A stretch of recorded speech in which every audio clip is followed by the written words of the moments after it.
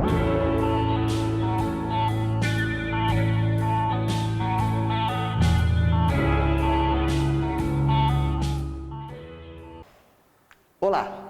eu sou Vladimir Polísio, da Associação Amigos do Grande Anhangabaú. Desde do dia 5 até o próximo dia 14 de outubro, nós vamos entrevistar todos os candidatos e candidatas ao cargo mais alto do Poder Executivo Municipal, o de prefeito ou prefeita. Todos os 13 postulantes ao cargo confirmaram presença nesta série de entrevistas. O candidato desta tarde, quarta-feira, dia 7 de outubro, nesta tarde ensolarada de quarta-feira, é Alexandre Nicola do PDT, Partido Democrático Trabalhista. Alexandre, boa tarde, tudo bem? Boa tarde, Vladimir. Tudo bem, e você? Tudo bom. Como está a campanha aqui na cidade do PDT, a formação do grupo de vereadores, como estão as coisas? Sim, nós já viemos nos preparando há algum tempo. Primeiro, boa tarde à audiência aí do Facebook, das redes sociais que vão acompanhar esse debate. O PDT vem se preparando já há um ano, formando chapa de vereadores, formação também para que eles saibam como disputar uma eleição, com todo o cuidado, claro, neste momento de pandemia.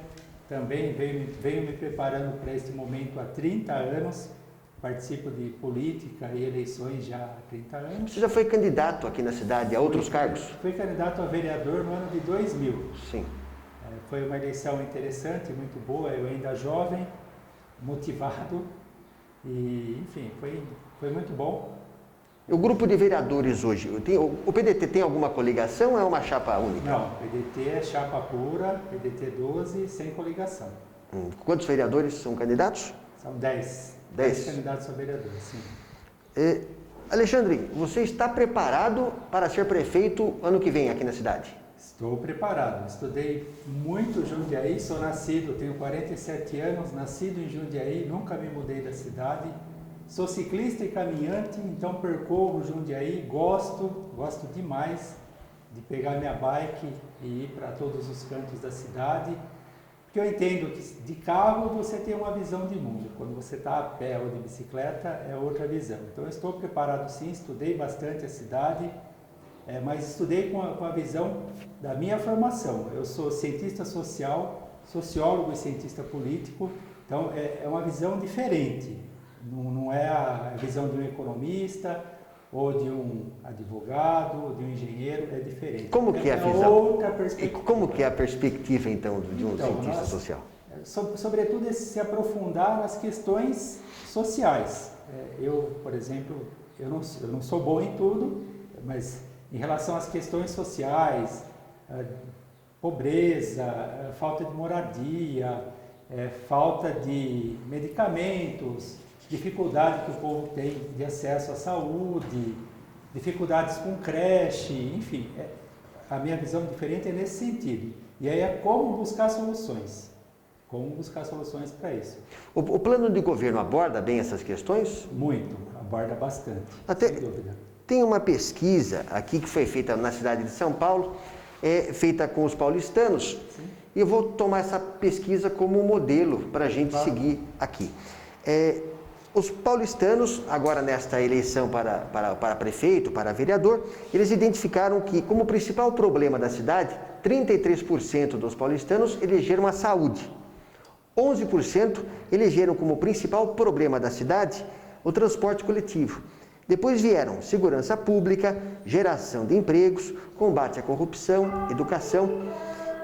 O meio ambiente veio em último lugar. Pela sua visão, pela sua formação, essas questões, esses problemas que foram identificados como relevantes para os moradores de São Paulo, como que poderiam ser resolvidos aqui na cidade de Jundiaí? Saúde, transporte coletivo, segurança? Puxa vida, é uma pergunta para ser respondida em muito tempo. Vou tentar abreviar. Por favor. Vamos começar então pela saúde. Jundiaí resolveria muito a questão de saúde se os dois últimos administradores da cidade houvessem terminado e inaugurado as 4 UPAs. Infelizmente, só uma delas foi inaugurada pelo atual prefeito, 3 abandonadas, e aí você tem um gargalo da saúde, porque Jundiaí cada vez mais é uma cidade dormitório, pessoas que moram em Campinas, São Paulo e região se mudam para cá e continuam trabalhando lá, ou seja, eles dormem aqui. Mas ao mesmo tempo eles se utilizam do nosso serviço público, do nosso sistema de saúde, por exemplo. Enfim, a inauguração das UPAs é algo que deveria acontecer, infelizmente não aconteceu. Eu tenho isso como prioridade. As 3 que faltam ser inauguradas nós temos que retomar a obra, não devolver dinheiro para o governo federal, ao contrário, buscar recursos sim, retomar a obra, finalizar. A UPA, a finalização da UPA, ela resolveria aquela demora que existe com especialidades? Porque alguns médicos especialistas demoram bastante o tempo de consulta. Para ser realista, não. As UPAs não resolvem. O sistema público de saúde de Jundiaí não resolve. Nós temos que buscar convênios, sim, com laboratórios e instituições privadas até que a gente consiga resolver. Ou seja, o poder público tem que pagar, sim. Se a pessoa precisa de um raio-x, ela tem que ir lá e fazer esse raio-x. Se não tem no serviço público, procura, se utilize, sim, do serviço privado em convênio com a prefeitura. Até que a prefeitura consiga sanar essa questão. É uma questão difícil de sanar, mas tem que ser enfrentada. Então, buscar convênios. E existe uma alternativa para o sistema de saúde, que a longo prazo é muito bom, que são os agentes comunitários de saúde. É aquela pessoa contratada pela prefeitura, e isso eu quero levar para toda Jundiaí, sem discriminar condomínio ou região que a gente chama de classe alta, para toda a cidade, agentes comunitários de saúde. É aquele cidadão que vai até, bate na porta da casa, pede permissão para entrar no apartamento, para entrar no condomínio, para conversar com as pessoas, para saber da saúde dela antes dela ter que ir ao hospital. Uma prevenção. Exato, é a saúde preventiva. Na França isso dá muito certo. A França quase copiou o modelo de Cuba. O modelo de Cuba é diferente porque lá tem muitos médicos, então são os médicos que fazem isso. O Brasil não tem tantos quanto Cuba, então, mas enfim, agentes comunitários de saúde. Eles são acompanhados por médicos, então cada equipe de agente comunitário da saúde, 6 agentes, por exemplo, 10, tem acompanhamento com um médico e tudo isso por aplicativo também. Essa é uma deficiência que nós temos em Jundiaí, essa é a falta de aplicativos, e aplicativo é algo barato e traz solução para muitas coisas. Uma questão de gestão. Exato, então, gestão por aplicativo. Sem recursos, sem otimizar. O agente comunitário de saúde entra na residência, rua X, número Y, ele já coloca lá no aplicativo que ele entrou, que lá mora a Dona Maria tem problema, questão de obesidade, ou, enfim, entrou no sistema. Quem é o médico responsável? Ele já tem essas informações, ele já tem o histórico também da Dona Maria. Enfim, é isso. Isso barateia muito o sistema público de saúde e a longo prazo é excelente solução para a gente desafogar o sistema. Então é isso, em relação aos exames, buscar sim parceria com o sistema privado, o poder público pagar mesmo, até que a gente consiga sanar isso, ao mesmo tempo que você busca a prevenção. Outra forma de prevenir é incentivar a população a praticar esporte. Até o seu exemplo de ciclista. Sim. Eu tenho uma saúde muito boa, amo caminhar, correr, andar de bicicleta, me ajuda demais. E a outra questão aqui, o transporte coletivo, falando em andar de bicicleta? São tantas as questões abordadas. Então, em relação à saúde, acho que no primeiro momento são essas 3 prioridades. 3 prioridades que eu apontei, mas tem muitas. Dentre outras tantas. Ninguém precisa contratar mais médicos, enfermeiros, isso é fato. Não há necessidade, então, de um aumento da mão de obra qualificada, de contratação de mais médicos? Ninguém precisa contratar, sim, mais médicos, sem dúvida, enfermeiros, mas nós não vamos conseguir, a curto prazo, resolver a questão na cidade, isso sem dúvida. A faculdade, existe 2 faculdades, 2 autarquias municipais aqui, a Faculdade de Medicina e a Faculdade de Educação Física. Os profissionais que se formam, essas faculdades, elas são boas? A população de Jundiaí tem benefício com essas 2 autarquias, do jeito que elas estão hoje? Olha, porque falando de medicina, se faltam médicos. E existe uma faculdade de medicina aqui, parece que a coisa não bate. Não, mas é que a faculdade de medicina, de qualquer forma, ela é paga, ou seja, a pessoa se forma médico e ela ela busca aquilo que o médico busca aquilo que é melhor para ele mesmo. Então, eu morava ao lado, eu morava na Vila Ares, ao lado da Faculdade de Medicina, e aí no prédio que eu morava tinha muitos estudantes de medicina, então eu acabava os vendo estudantes. Aí eu ia no hospital e os encontrava lá no hospital privado. Então eu já sabia que ele se formou lá e já foi para um hospital privado. Eu penso que é algo que tem que ser debatido. Qual a função da Faculdade de Medicina? A nossa Faculdade de Medicina é uma das melhores do Brasil. Assim como nossa Escola de Educação Física também é de excelência. Em relação à educação física, eu penso, já que eu tenho... Que inclusive fica aqui, no Engabaú, a Faculdade de Educação Física. Eu tenho a proposta assim, de incentivar a população a praticar esporte. Convênios com a Escola Superior de Educação Física tem que acontecer. Os estudantes lá, sim, devem realizar estágio junto à prefeitura, até porque são jovens, estudantes de educação física e jovens, né, para que eles motivem sim a população a buscar uma prática esportiva, porque eu entendo que, na verdade, várias coisas dependem, saúde não depende só do sistema público de São saúde. interligados, Isso, né? Exato. Meio ambiente. Acho que é isso. Tem alguma outra prioridade aqui da sua gestão, da gestão Alexandre Nicola, com relação à segurança pública, à geração de emprego, combate à corrupção? Tem alguma prioridade que queira destacar? O senhor falou de transporte público, e eu diria mobilidade urbana. Perfeito. Eu entendo que o transporte público, e isso, eu já fui usuário do transporte público há algum tempo, não mais, eu entendo que houve um abandono do transporte público em Jundiaí. Os ônibus que vêm para cá, embora eles cheguem com aparência de 0 km, eles são de segunda linha, até de terceira, vêm de outras cidades que lá não serve mais, então vem para Jundiaí. Então nós temos um transporte público precário, com falta de inteligência em delimitar quais são as linhas, a importância de cada linha, o uso correto dos terminais. Então, para o transporte público, por exemplo, de novo, é trazer o aplicativo do transporte público específico para esse sistema. Isso não geraria um aumento de gasto do município, não? Jundiaí tem a Sejum. Se eu tenho um amigo, e eu tenho um amigo que faz aplicativos em uma semana, claro que do transporte público seria mais complexo, mas eu tenho certeza que a Sejum tem capacidade para fazer aplicativo para a saúde, para o transporte público e todos os que forem precisos. Melhorar os nossos terminais, aumentar a quantidade de ônibus. Não é possível que no meio de uma pandemia de coronavírus, o transporte público de Jundiaí trabalhe com horário de domingo, de segunda a sexta. Não faz sentido. Isso, eu não vou chamar de crime, porque talvez eu esteja exagerando, mas não faz sentido. Se nós temos que aumentar o isolamento, como nós diminuímos a quantidade de ônibus? Deveria aumentar.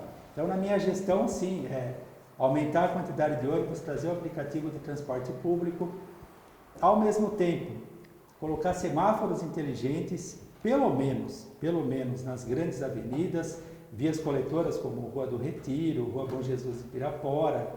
O semáforo inteligente, segundo o estudo de uma faculdade da USP, ele melhora a mobilidade, o trajeto em mais de 30%, dependendo da via e dependendo do fluxo de veículos. Menos poluição?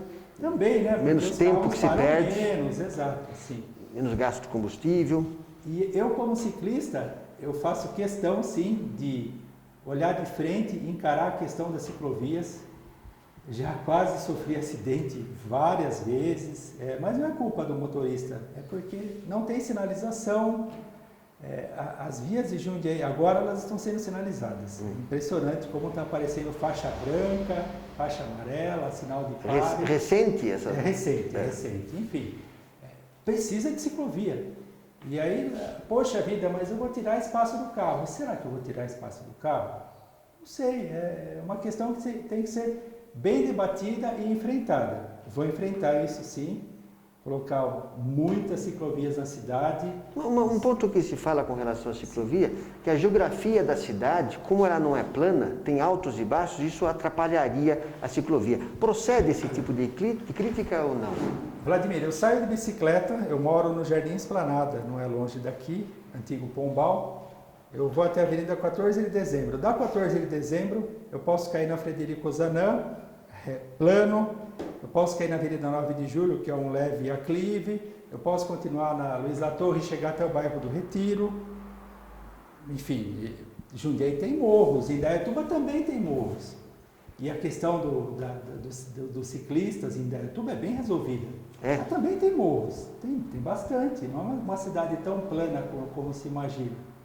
Mas enfim, é isso. As questões têm que ser enfrentadas. Eu tenho uma solução que outro dia eu vi da Noruega, que é um elevador para bicicletas. O ciclista chega, por exemplo, na subida da Rua São Bento, famosa. Ele coloca o pé, ali tem um cabo de aço que o conduz até o topo da Rua São Bento. Puxa, isso tem custo? Tem custo, tudo tem custo, mas imagino que seja barato, não seja nada absurdo. Pela relação custo-benefício é algo viável. O benefício é ótimo. Alexandre, você falou agora há pouco do transporte coletivo, dos ônibus que acabam trabalhando durante a semana, com o horário de final de semana, acaba sujeitando as pessoas a um risco maior de contágio da Covid-19. Então aí é uma pergunta interessante, porque eu fiz também aos outros candidatos. Como você vê o enfrentamento pelo atual prefeito da pandemia da Covid-19? Você faria algo diferente ou faria tudo da forma como foi feito, o combate? Vladimir, o Covid-19, esse coronavírus, ele chegou tardiamente no Brasil. Antes ele atingiu China, Ásia, Europa, até Estados Unidos. Antes, nós vimos tudo o que aconteceu no resto do mundo e nós tínhamos vários modelos de enfrentamento. O asiático, sobretudo, é muito bom. Os europeus demoraram a enfrentar. A questão do Brasil é que o presidente falou uma coisa, o governador falou outra, o prefeito ficou sem saber o que dizer, enfim, demorou alguns meses até que o Brasil tomasse consciência de fato do que é essa pandemia. Vou te dizer o que eu faria. Qual é o melhor modelo de enfrentamento do coronavírus? Vamos pegar países asiáticos como a Coreia do Sul, por exemplo.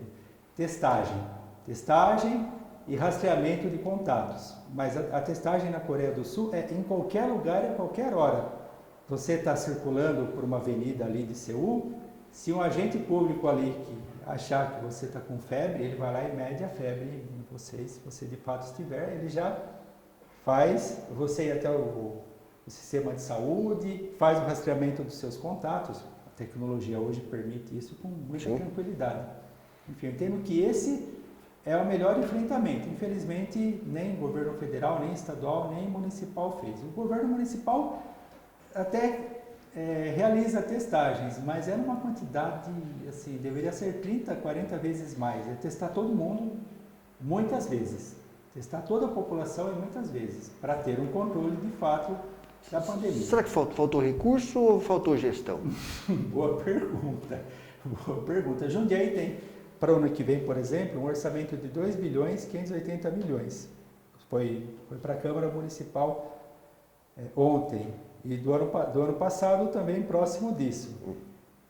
Eu entendo que tem recurso. A questão não seria os recursos. Como eu não sou expert em economia, mas vou ter um secretário de finanças que o será, até porque eu não conheço todos os assuntos. Eu entendo que dava sim para ir comprar os testes, para realizar a testagem em massa e controlar melhor a pandemia. Então faltou gestão. Faltou gestão. Não, porque... Então, não só sobre a pandemia, não só com relação à Covid, mas com relação a essa administração que vai se encerrar agora do atual prefeito Luiz Fernando. Que programa de governo, que ação que é feita pela atual gestão, que você manteria e vai manter no seu governo, e qual programa que é desenvolvido pelo atual prefeito que você vai modificar, vai extinguir na sua gestão ano que vem? Assim, quando a gente fala em o que é melhor ou o que é pior, tem uma coisa que é muito clara. Os servidores públicos de Jundiaí são profissionais assim, de excelência. Eu estive consultor no Sindicato dos Servidores Públicos de Jundiaí, eu conheci de perto a realidade deles, E pode ter certeza de uma coisa, eles trabalham muito bem. Então, por exemplo, vamos pegar o Sistema de Educação Pública de Jundiaí. Inclusive, meu filho estuda na EMEB José Leme do Prado Filho, lá do meu bairro, e a mais nova também entrou esse ano, só que infelizmente está em casa. O diretor da escola, os gestores, é uma equipe incrível.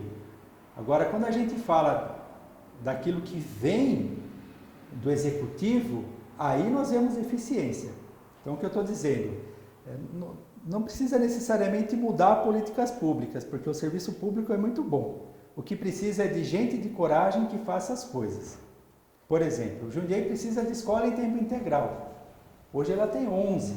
Então, o Jundiaí tem que ter 30, 40, quantas for possível colocar na cidade, para que a criança tenha escola não só no turno, mas o contraturno também, de qualidade. Eu sei que o serviço público vai garantir que seja de excelência essa escola em tempo integral. Então os programas desenvolvidos pela atual gestão seriam todos mantidos, com algumas adaptações no seu governo? Eu não sei se todos. Eu entendo, por exemplo, que, poxa, eles gostam de ficar inaugurando parque, inaugurando... Ao mesmo tempo que ele inaugura parque, ele fecha a praça. E como gostam de fechar a praça. Enfim, existe aí contradições. Eu não diria manter. Eu quero realizar coisas. Fechar menos praças. Não, eu quero reabrir as praças. Reabrir. Só que para isso eu preciso convencer a população de que ela tem segurança para ir até a praça. Que ela vai estar confortável na praça. Então, reabrir as praças mesmo. O parque, acho que Jundiaí já tem uma quantidade suficiente. Agora, a próxima eleição vai ser inaugurado mais um parque. Eu quero realizar obras, por exemplo, com a transformação do centro de Jundiaí. E aí eu vou contextualizar. Um dos grandes negócios do futuro é o turismo. O mundo diz isso, as pessoas viajam muito. E passando a pandemia, as pessoas vão viajar mais. Eu conheço vários agentes de turismo que afirmam isso, de fato. Vai aumentar a quantidade de pessoas que viajam. Se as pessoas já gostavam de viajar, elas vão gostar, elas querem mais. E Jundiaí não é uma cidade turística. Agora, Jundiaí tem muita coisa boa para o turismo.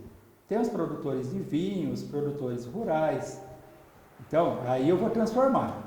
Não dá para Jundiaí ter, por exemplo, uma rota turística da Terra Nova. Se o senhor for entrar lá no bairro da Terra Nova, está escrito lá, Rota Turística de Terra Nova, mas é só, não tem mais nada que diga que aquilo é uma rota.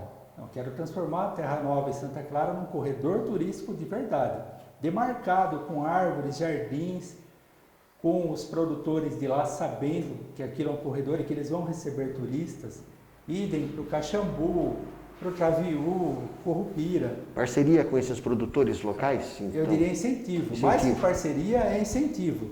É convencê-los e colocar, sim, recursos públicos com responsabilidade para que se tornem corredores turísticos. E eu quero transformar o centro de Jundiaí também, para que Jundiaí, de fato, se torne uma cidade turística. O nosso projeto é fechar completamente as ruas Barão de Jundiaí e Rua do Rosário, aqui eu vou usar o termo conhecido, desde a Praça do Fórum, a Praça Tiburcio Estevão de Siqueira, até a Praça Rui Barbosa, onde fica o gabinete de leitura. Fechar essas ruas e instalar lá um serviço de bonde municipal, como, por exemplo, o que tem em Lisboa.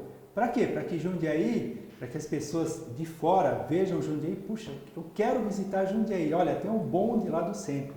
E mais que isso, arborizar adequadamente o centro. Embora a iluminação pública do centro de Jundiaí seja recente, não tem 10 anos, mas ela é deficiente.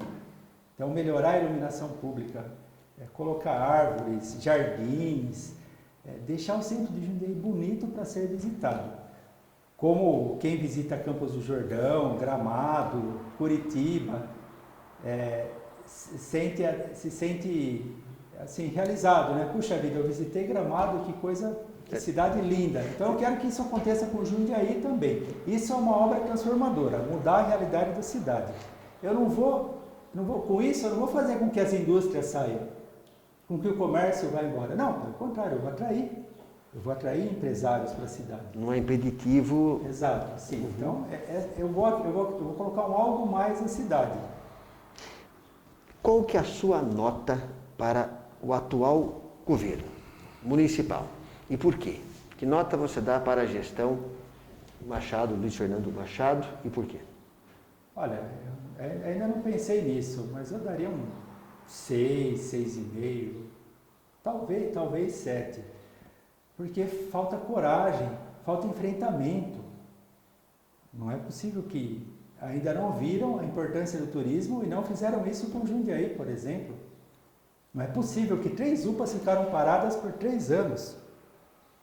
Enfim, e aí de repente, no penúltimo ano faz empréstimo da Caixa para colocar asfalto novo sobre asfalto novo que tinha sido feito 4 anos antes.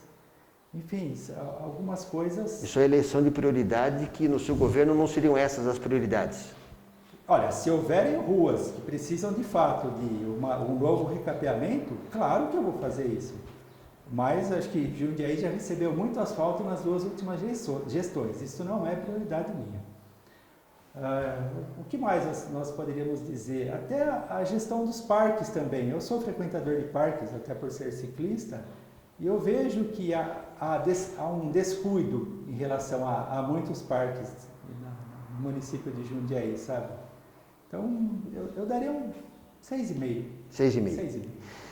Alexandre, os principais nomes que despontam como favorito na eleição da Prefeitura de São Paulo, o Celso Russomano, que é do Partido Republicano, e Bruno Covas, do PSDB, eles buscam apoio, o Russomano, do presidente Jair Bolsonaro, e o prefeito Bruno Covas, do governador João Dória.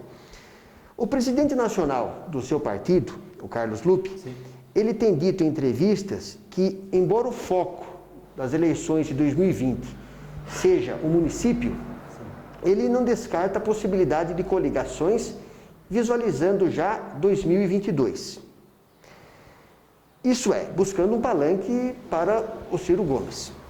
Então a minha pergunta, o Ciro Gomes ou algum outro nome de expressão, eles terão participação na sua campanha aqui em Jundiaí? Eu espero que sim. Ciro Gomes é uma figura extraordinária, extremamente inteligente. Ciro Gomes previu esse repique inflacionário, essa inflação que está se iniciando no Brasil, em março. Está lá a entrevista dele no YouTube. Em março ele disse, e ainda o entrevistador, não, mas não é possível, nós estamos com deflação. Pois o senhor verá que em setembro haverá inflação. A inflação está chegando aí. Um homem extremamente inteligente. Ciro Gomes tem uma maneira de falar, para alguns é engraçada, algumas pessoas se ofendem, mas em relação à pessoa e ao caráter dele, 38 anos de vida pública, sem nenhum tipo de acusação ou de acusação de desvio de dinheiro, é um homem que eu quero na minha campanha. Eu gostaria muito que o Ciro Gomes viesse a Jundiaí. E nessa linha, é importante essa situação atual de federalização das eleições municipais, de trazer por debate questões que não sejam só do município. Isso não é um fenômeno só de São Paulo, do Rio de Janeiro. Várias cidades estão nessa situação. Então, o que você acha com relação a isso? A questão municipal perde um pouco de importância para discutir coisas nacionais ou não? Então, Vladimir, eu, até por ser sociólogo, eu aprendi muito sobre municipalismo. Eu sou municipalista, eu entendo que a vida social acontece no município. Eu entendo que segurança pública, educação, saúde, esses serviços deveriam ser estritamente municipais. Eu, na minha campanha, não estou recorrendo a assuntos nacionais ou estaduais. A minha campanha é para Jundiaí, eu quero falar com a população de Jundiaí. Até porque eu não vou conseguir convencer o eleitor de São Paulo, ou o eleitor de Brasília, não.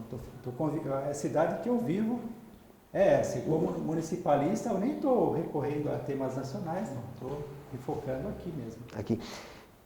Mas falando só mais uma coisinha sobre o Carlos Lupe, do PDT, ele colocou numa declaração dele, e até ela está na página do site do partido, ele disse sobre o presidente Jair Bolsonaro, ele disse que ele já cometeu todos os crimes de responsabilidade que podem justificar o impeachment. Isso está na página do PDT. Sim. A sua opinião, Alexandre, você concorda com isso ou não? Olha, Vladimir, o Jair Bolsonaro assusta. Se a gente for pensar que aos 33 anos de idade, ele foi aposentado do Exército por insanidade mental.